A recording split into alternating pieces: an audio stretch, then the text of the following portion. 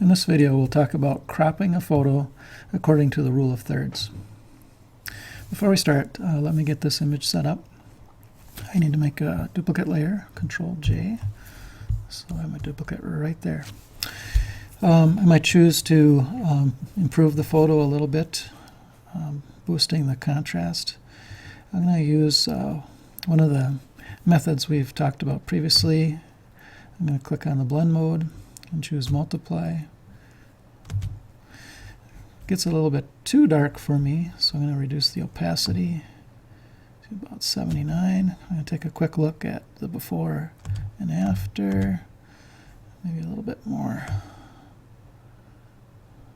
Okay, before and after. All right, I'm going to merge down. I'm going to go up to layer and choose merge down or Control E. I'm going to duplicate again, Control J. All right, cropping to the rule of thirds. To do this, I'm going to need to use the crop tool. The crop tool is sitting right here. I'm going to click on that. And you'll notice that there are like resizing handles that appear. And you notice that the view up here, it says rule of thirds. So as I move one of those sizing handles, you notice that a grid appears. This is the rule of thirds grid. Now the subject is more towards the center of the frame. Obviously the tic-tac-toe grid or the rule of thirds grid illustrates this. And the rule of thirds implies that we, or suggests that we should frame our subject so that they will be at one of the intersection points of those lines instead of in the middle, to create a more pleasing look, to bring more emphasis to your subject. So I'm going to move the rule of thirds grid so that my subject now, her chin, is at one of those intersection points. I could adjust it up or a little bit this way. I think right about there. All right. And then to make this take effect, you have to commit to it. So there's the check mark, or you could hit cancel, and that just resets the crop box. I'm going to click on commit.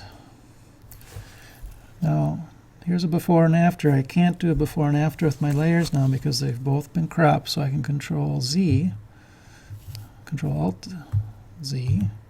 There's my before, and here's my after.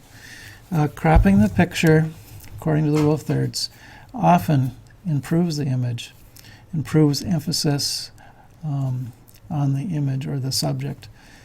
All this space over here, this is called negative space, actually pushes our eyes to our subject right here. And I would recommend doing this on a lot of your photos, at least trying it and see if you get a better look. Now I can do a couple other things before I'm done with this image. I'd like to be focusing more on my subject yet, so I'm going to add a blur filter so that I don't get distracted by the lockers or there's a window in the back. Just to take some of that away, I'm going to put a Gaussian blur on. And then I'm going to add a mask. And I make sure that the color chip is black. I'm going to click on my brush. And then I'm just going to brush through my mask and bring focus back to her.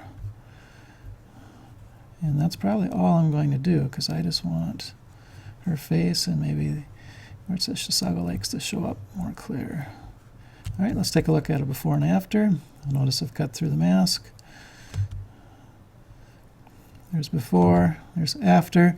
It's a subtle difference, but I like the focus sometimes to be more on my subject using a blur filter. So that's the cropping to rule of thirds idea and adding a blur.